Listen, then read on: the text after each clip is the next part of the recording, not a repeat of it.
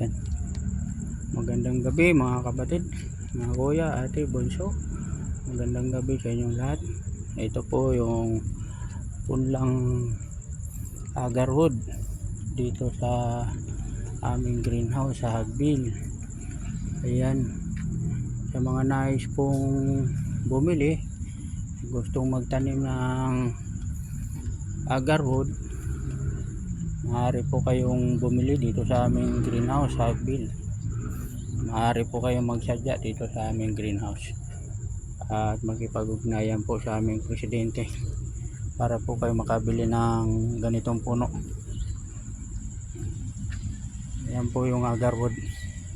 Ayan yung pinakamahal na kahoy sa buong mundo mga kapatid.